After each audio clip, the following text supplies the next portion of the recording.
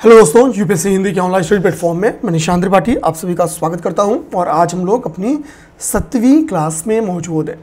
7वीं class ही हमारी history MCQ की class है और कुल 14 क्लास आपकी होने वाली है। आज मैंने पूरे 15 क्वेश्चन करके सेगमेंट डिवाइड कर लिए हैं, तो 140 आपकी कुल मतलब 14 पीडीएफ बने हैं 15 क्वेश्चंस के। ठीक है, तो 14 क्लास हम लोग हिस्ट्री के लेंगे। इसके बाद से मैं जियोग्राफी के क्वेश्चंस बनाना स्टार्ट करते हैं, फिर हम लोग जियोग्राफी स्टार्ट करेंगे। ठीक, तो इस वीक में यानी एक वीक और क्लास चलेगी, लगातार कंप्लीट हो जाएगी अभी क्लास। तो चलिए हम लोग देखते हैं पहला क्वेश्चन। तो कल मैंने आपको होमवर्क भी दिया था कि भैया 1947 का जो कैबिनेट मिशन था उसको लीड किसने किया था। तो देखो, कैबिनेट मिशन जब 1946 की आई थी, इसमें कुल 3 मेंबर्स थे। एक मेंबर्स का नाम था, आपकी ध्यान देना है, पैथिक लॉरेंस। एक मेंबर का नाम था आपके पैथिक लॉरेंस। ठीक है, जो दूसरे मेंबर थे उनका नाम था स्टेफोर्ड क्रिप्स। आपको क्रिप्स मिशन तो याद ही होगा, स्टेफोर्ड क्रिप्स। पहले कल का होमवर्क करा देते हैं। और जो तीसरे मेंबर्स थे, ध्यान देना है, जो तीसरे मेंबर्स थे उनका नाम था अलेक्जेंडर, एवी अलेक्जेंडर। एवी अलेक्जेंडर। अब देखोगे कि इस बार कई सारे अब आपको देखने को मिलेगा कि सर धीरे धीरे क्या हो रहा है ना कि डेली 2-3 क्वेश्चन हमको पीवाईक्यूज के मिलने स्टार्ट हो गए, कंपल्सरी मिलने स्टार्ट हो गए। ठीक है, आपको ये पहला क्वेश्चन तो पीवाईक्यू से नहीं मिला होगा, क्योंकि पहले देखो, अगर ये पूछता आपसे कि कैबिनेट मिशन कब बनी, तो ये सारी चीजें मैंने बता दी है। ठीक, लेकिन इसमें यह था कि भाई कि लीड किसने किया, तो पैथिक लॉरेंस के द्वारा इसको लीड किया गया था। पैथिक लॉरेंस ने इसको लीड किया था। तो भाई लीड अगर किया था, नेतृत्व किया था, तो पैथिक लॉरेंस ने किया था। अब देखो, एक तो क्वेश्चन आपका आ सकता है कि जब कैबिनेट मिशन आई थी तो भारत का वायसराय कौन था। ध्यान देना, भारत की वायसराय के बारे में पूछे तो हमको पता है कि लॉर्ड वेवेल जो थे, लॉर्ड वेवेल आपके 1943 से लेके 1947 तक ये आपके वायसराय रहे हैं। 1947 तक आपके वायसराय रहे हैं। तो इस दौर के बीच की जितनी भी घटनाएं होंगी, चाहे मुस्लिम लीग के द्वारा और प्रत्यक्ष कार्रवाई दिवस, जितनी भी घटनाएं वो इसी बीच की घटनाएं, लॉर्ड वेवेल के टाइम की घटनाएं। तो अगर आपसे ये पूछेगा तो ये बात भी होगी। कैबिनेट मिशन के तहत हमको पता, उसके बाद से भारत ने डिसाइड किया कि ठीक है, हम अपनी संविधान सभा बनाएंगे और हम क्या करेंगे, अंतरिम सरकार भी बनाएंगे।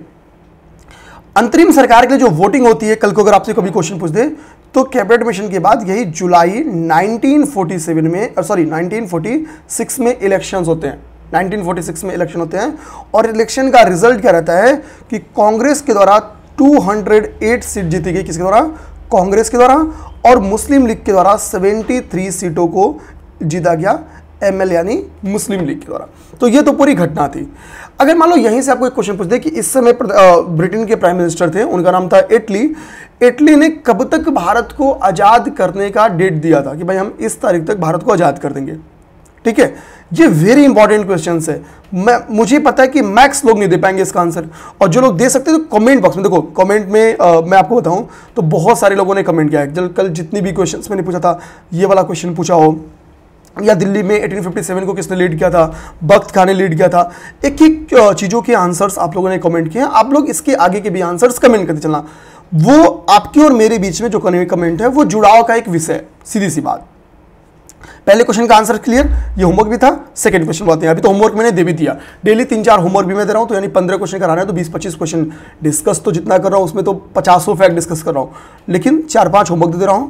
ठीक है, तो ये दिमाग रखना, उसको आप लोगों को कमेंट करते रहना है।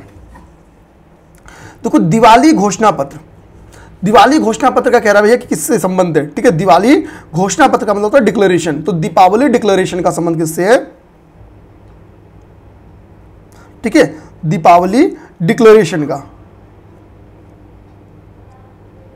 इसका संबंध किससे है ये आपसे पूछ रहा है। ठीक है, तो देखो, जो 1929 की दिवाली डिक्लेरेशन है, एक्चुअली इस ड्यूरेशन में, इस घोषणा के समय दिवाली थी, इसके लिए इसको हम लोग दिवाली डिक्लेरेशन के नाम से जानते हैं।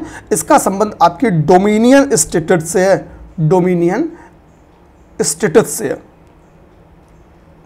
ठीक है, डीएस यानी डोमिनियन स्टेटस अर्थात। ठीक है, ऑप्शन नंबर बी आपका राइट है। थर्ड नंबर क्वेश्चन को हम लोग देखेंगे। थर्ड नंबर क्वेश्चन एक स्टेटमेंट है कि वन मैन बाउंड्री फोर्स किसने कहा, ठीक है। क्यों? गांधी जी के ऐसे शख्स थे कि भैया फोर्स के बराबर काम करते थे, पूरा एक आह्वान पूरा देश तैयार, ठीक है। आप एक उस ब्रिटिश का नाम बता सकते हो जिसने ये कहा था कि जिस वक्त हम पूरी दुनिया से जीत रहे हैं, सेकेंड वर्ल्ड वॉर के टाइम में ये स्टेटमेंट कहा गया था कि जिस वक्त हम पूरी दुनिया से जीत रहे हैं, एक लाठी वाला वृद्ध हमें हरा दे रहा है, ठीक है। ये स्टेटमेंट किसका था आप लोग बता सकते हो। उसी संदर्भ में एक स्टेटमेंट और दिया गया था वन मैन बाउंड्री फोर्स का, वन मैन बाउंड्री फोर्स का गांधी जी के लिए स्टेटमेंट दिया गया था। किसके द्वारा? तो वो स्टेटमेंट दिया गया था माउंट बेटन के द्वारा, ठीक है, माउंट बेटन के द्वारा। अच्छा, माउंट बेटन योजना कब आई थी ये सब मैंने बता दिया है, तो आप लोग कमेंट करके बता सकते हो कि देश के विभाजन से संबंधित माउंट बेटन योजना कब आई थी, ठीक है। ये काम आप लोग कर सकते हो। एटली कौन थे? तो विभाजन के के समय प्राइम मिनिस्टर थे यूके के, ठीक है। साइमन कमीशन के बारे में लोग बता जानते हैं। साइमन कमीशन कब आई थी? 1927 में, 28 में या 29 में? कब आई थी, बनी थी नहीं, कब आई थी, कमेंट, ठीक है। अगला एक एंशिएंट हिस्ट्री से क्वेश्चन है कि भैया एक ही कब्र में 3 मानव कंकाल निकले हैं, ठीक है। यहाँ पे पहली बात आपका होमवर्क कि ये स्थल कहाँ के बताना। जैसे मेहदहा हमको बताया भाई कि प्रतापगढ़ का है, ठीक है, मैदा का है प्रतापगढ़। दमदमा भी हमको पता है कहाँ का है, प्रतापगढ़ का ही है, ठीक है। दमदमा भी कहाँ संबंधित है? प्रतापगढ़। तो लंघनाच का संबंध बताओ और सराय नहार राय का संबंध बताओ, ठीक है। इन दोनों का संबंध पहली बात बताओ कहाँ से है। अब एक ही मानव मतलब कब्र में 3 मानव कंकाल की पाए गए हैं एक कब्र में, ठीक है। तो वो आपके पाए गए दमदमा से, दमदमा से। अच्छा, तो मेहदहा और दमदमा किस नदी घाटी से संबंधित है? ये भी क्वेश्चन बहुत बन जाता है। आप ये भी बता सकते हो कि किस नदी घाटी से इनका संबंध रखता है। और जिस नदी घाटी से इनका संबंध रखता है, पूरे की पूरे पसाड़ काल के साक्ष्य वहां से पाए गए, तीनों फेज के साक्ष्य वहां से पाए गए, ठीक है। आप लोग कमेंट कर सकते हैं इस बात को। नेक्स्ट हमारा क्वेश्चन है, जो हमारा अगला क्वेश्चन है। अगला क्वेश्चन हमारा क्या है? आपकी स्क्रीन पे है, ठीक है। वो क्वेश्चन कह रहा है आपका अगला, विंध्य क्षेत्र के किस शिलाश्रय से सर्वाधिक मानव कंकाल प्राप्त किए गए, ठीक है। विंध्य क्षेत्र के किस शिलाश्रय से, ठीक, ध्यान देना है, ठीक है। शिलाश्रय मतलब बेसिकली होता है आपका रॉक शेल्टर होता है, ठीक है। तो किस रॉक शेल्टर से क्या होता है बेसिकली आपका मानव कंकाल पाया जाता है, सर्वाधिक मानव कंकाल। यहाँ पे 4 ऑप्शन लिखा है, ठीक है। मोरहना और पहाड़ लिखा गया है, घघरिया लिखा गया है, ठीक है, बगही खोर लिखा गया है और लिखैया लिखा गया है। 4 ऑप्शन यहाँ पे आपको दिए गए। देखिए इसका राइट आंसर आपका लिखैया है। कहाँ पे है? राइट आंसर आपका लिखैया है। ये कहाँ पड़ता है? तो उत्तर प्रदेश के मिर्ज़ापुर जिले में पड़ता है, ध्यान देना है, ये आपको मिर्ज़ापुर में पड़ता है, ठीक। यहाँ से कुछ लोग कहते हैं भाई कि यहाँ से 17 मानव कंकाल मिले हैं, कुछ हिस्टोरियंस कहते हैं मानव कंकाल यहाँ से 17 मिले हैं, कुछ लोग का है यहाँ से 27 मानव कंकाल प्राप्त किए गए हैं। खासतौर पे जो 27 मानव कंकाल के बारे में बात करते हैं वो जॉन आर, ठीक है, और लुकास है। तो एक जैसे जॉन आर लुकास जी के द्वारा कहा जाता है कि भाई यहाँ से 27 मानव कंकाल पाए गए। खैर 17 पाए गए हों या 27 पाए गए हों, इसका राइट आंसर आपका है लिखैया। लिखैया से सर्वाधिक मानव कंकाल की प्राप्ति हुई है, ठीक है। ये जॉन लुकास ये यूएस के थे। आई बात समझ में? लिखैया 2 बार पेपर में क्वेश्चन बन के आ चुकी है। अब यहाँ पे एक बुक का नाम लिखा गया है, the roots of ancient India, ठीक है, बुक का नाम है, ठीक है, the roots of ancient India book का नाम है, ठीक। इसका आंसर आपको बताना है। मैंने हमेशा कहा कि सबसे जो आसान ऑप्शंस आपको लगे ना वो हमेशा गलत होते हैं, ठीक है। ऑप्शंस 4 हैं, डी के चक्रवर्ती, डीपी अग्रवाल, इसे लग रहा अपने बगल वाले हैं सब, ए घोष तो मुझे लगता है अरविंदो घोष को लिखा होगा, ठीक है। अब आ जाओ, जिसके दिमाग में ए घोष अरविंदो घोष जाएगा, डी मार के निकल जाएगा, ठीक है। भाई हिस्ट्री की इतनी तारीफ हो तो roots of ancient history of हिली ऐसा करा जिससे एंशिएंट इंडिया की बहुत मतलब महत्ता बताई गई हो। इसके राइट आंसर वैसे डायरेक्टली फैक्ट है, इसलिए दिमाग रखना है, WA फेयर सर्विस है, WA फेयर सर्विस की ये बुक है, ठीक है। और the roots of ancient India ये 1971 वगैरह के अराउंड मतलब काफ़ी देर बाद लिखी गई है, आज़ादी में लिखी गई बुक है, ठीक। तो WA फेयर सर्विस की बुक है, ये सीधा फैक्ट है, तैयार कर जाएंगे। अगला आपका है विक्रम बिहार। ये बताओ, ये PYQ का क्वेश्चन है, मैंने पढ़ा दिया आपको पहले, ये क्वेश्चन तो पहले पढ़ा चुका हूं मैं, ठीक। आप लोग बता सकते हो उस वक्त विक्रमशिला विश्वविद्यालय आया था पेपर में क्वेश्चन, अभी बिहार लिख दिया है, ठीक है। चैत्य क्या होते हैं बिहार के? बिहार भाई क्या है? भिक्षुओं के रहने के निवास स्थान होते हैं। चैत्य क्या होते हैं? आप लोग कमेंट करके बताते हो कि भाई कि चैत्य, आप सिंपल में लिख देना चैत्य कि मास्टर साहब चैत्य ये होता है। बिहार तो आपने बता ही दिया है। अब देखो बिहारों का निर्माण तो गोपाल और धर्मपाल दोनों ने किया है। ये गोपाल और धर्मपाल का संबंध कहाँ का है? बिहार के में जो पाल वंश बना था ना, पाल वंश की नींव पड़ी थी, ठीक है, दिमाग में रखना है, पाल वंश की नींव। अच्छा बताओ गोपाल किसी को जीत के शासक बना था या जनता ने इसे शासक बनाया था, यानी जनता ने इसको शासक चुना था, ठीक है। ऑप्शंस बताना है आपको, ये पहला वाला सही है या दूसरा सही है, ठीक। अब आओ, पाल वंश की नींव किसने डाली थी? तो पाल वंश की नींव डाली है गोपाल ने, ठीक है, गोपाल के द्वारा। अब इसमें दो ऑप्शन हैं, गोपाल और धर्मपाल। इसका राइट आंसर वैसे आप लोग बताओगे क्या होता है, तो इसका राइट आंसर है आपका धर्मपाल, ठीक है।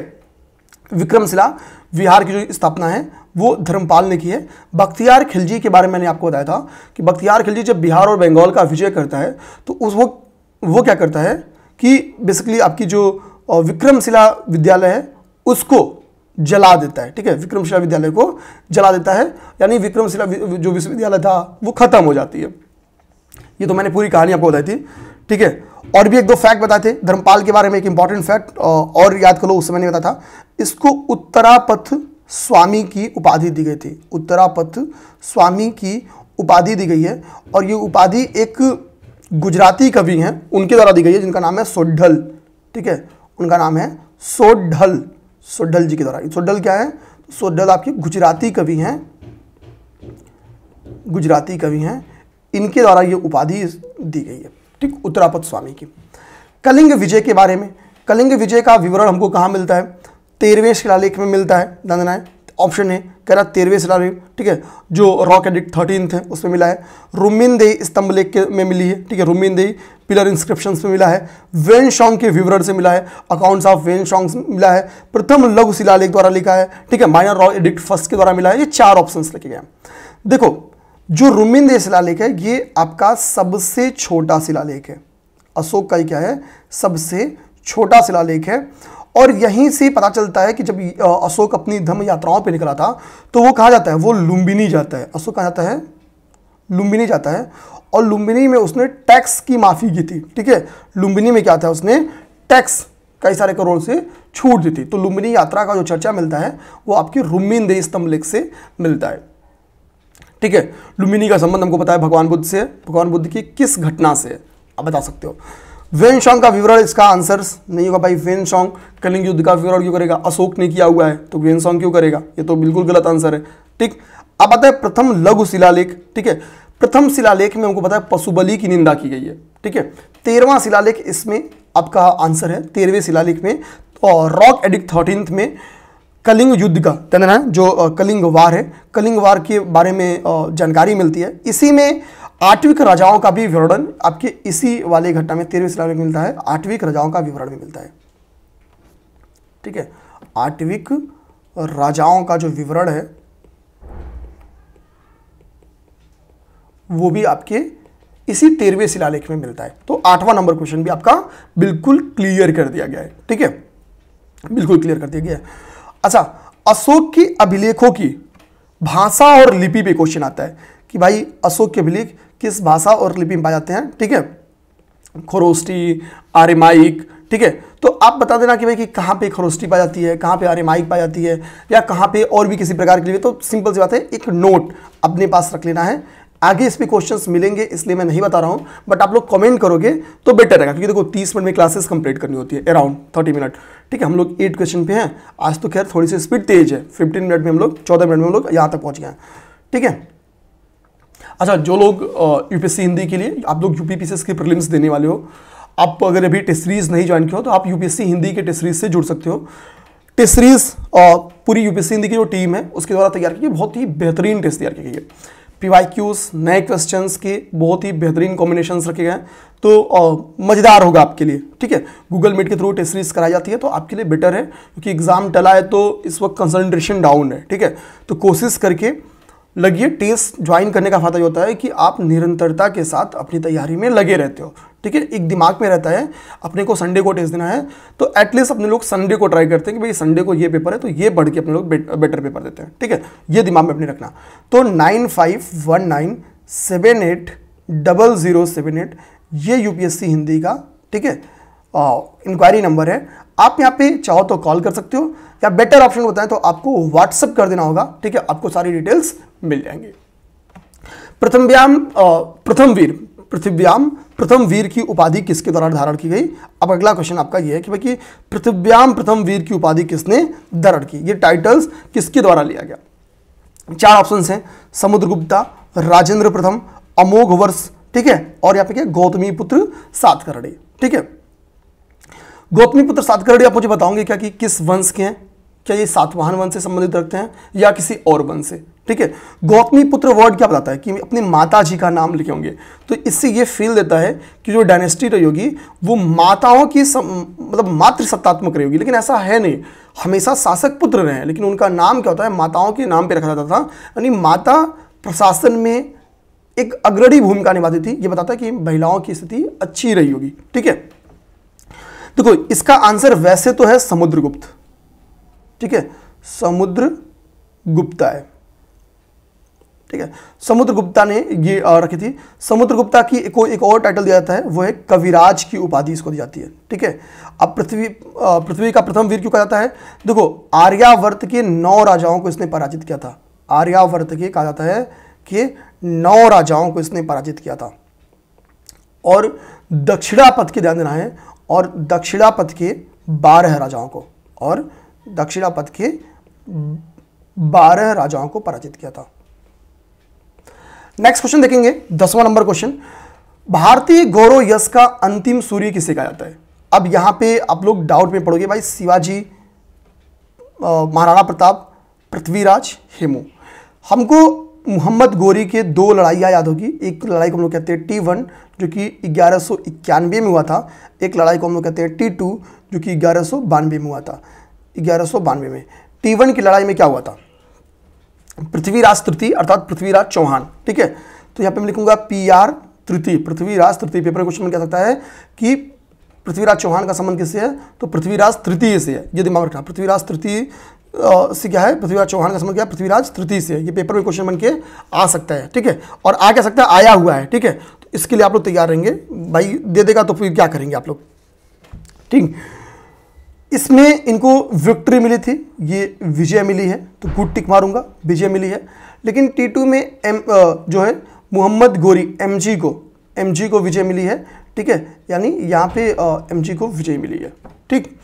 तो भाई हारा कौन, यहीं से क्या हुआ, MG क्या था, इस MG के अंदर मुस्लिम डायनेस्टी थी, मुस्लिम वंश था, ठीक है। तो मुस्लिम वंश की नींव कहां पड़ी, इस लड़ाई से, T2 की लड़ाई से पड़ी। T2 यानी तराइन के द्वितीय लड़ाई से, ठीक है। तो वैसे तो इसका आंसर क्या बन गया, पृथ्वीराज चौहान। कहीं कहीं इसका आंसर हेमू भी देखने को मिलता है, बट आयोग यहाँ पे पृथ्वीराज चौहान मानी है, तो हम लोग पृथ्वीराज चौहान मानेंगे, ठीक है।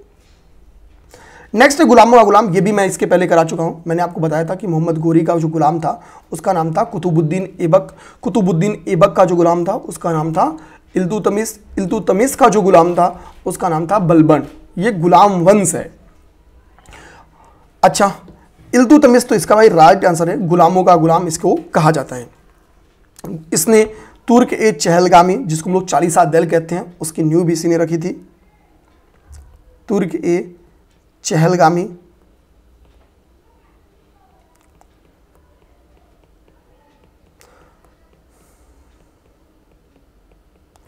ठीक है, जिसको हम लोग चालीसा दल कहते हैं, इसकी नींव रखी थी। बाद में इसी तुर्क के चहलगामी को इसके गुलाम बलबन ने समाप्त किया। बलबन ने क्या किया था, साम्राज्य में सिजदा एवं पैबोस की व्यवस्था लेके आया था। पैबोस की व्यवस्था लेके आया था। ये सारे काम हो सकते हैं। और क्या आपसे पूछ सकता है, इल्तुतमिश की बेटी थी रजिया सुल्तान।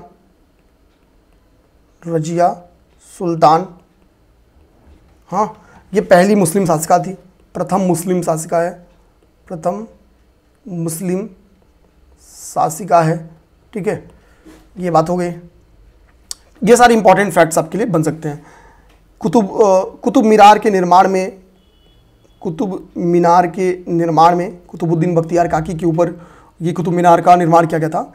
कुतुबुद्दीन ऐबक ने स्टार्ट किया था, लेकिन उनकी मृत्यु के बाद इल्तुतमिश करते बाद में कुछ लोगों का मरम्मत से संबंध है। हाँ, तो कुतुब मीनार के बारे में क्वेश्चंस बने भी हैं, बनेंगे भी, दिमाग में रखना है।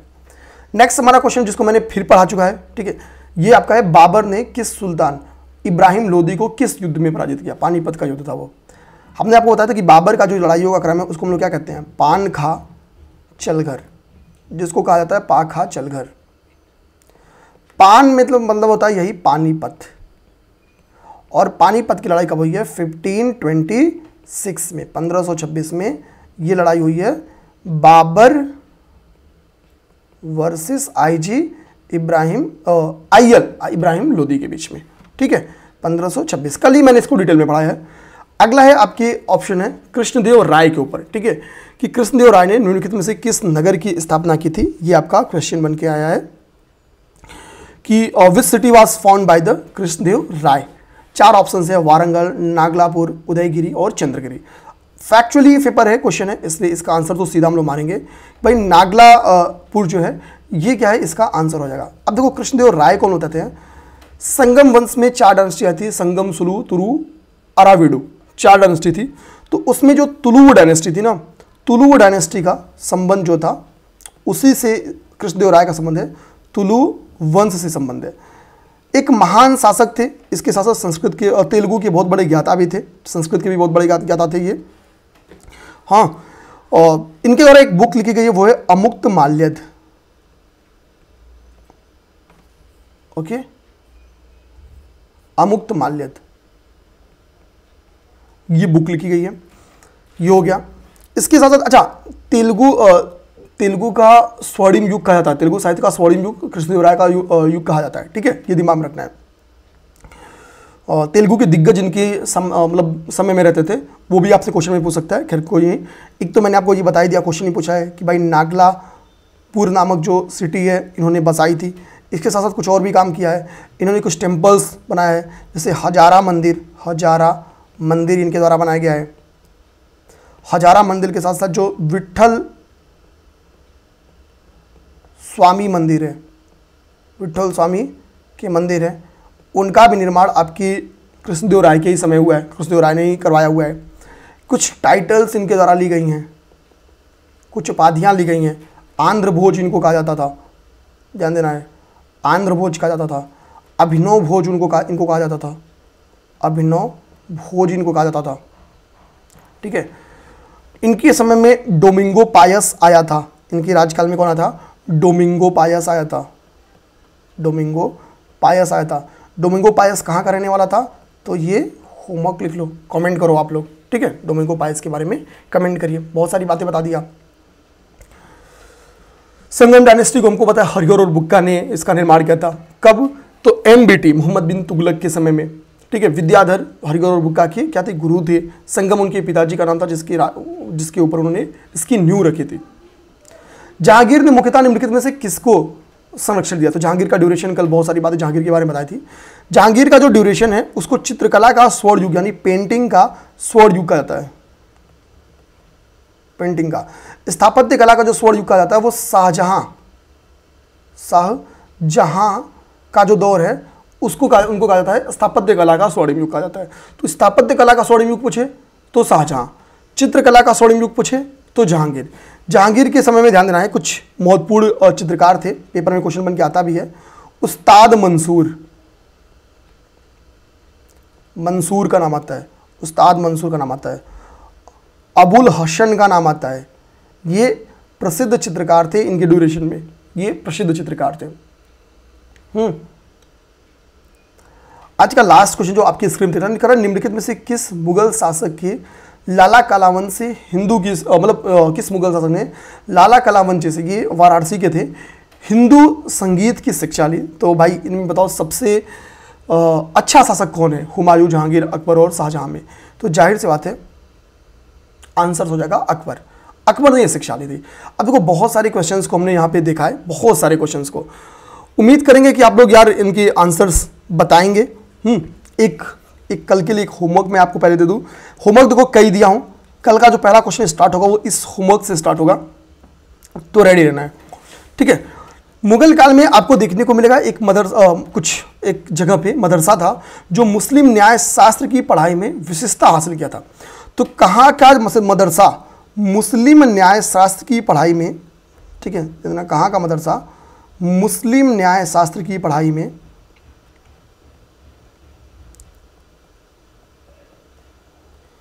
ठीक है, मुस्लिम न्याय शास्त्र की पढ़ाई में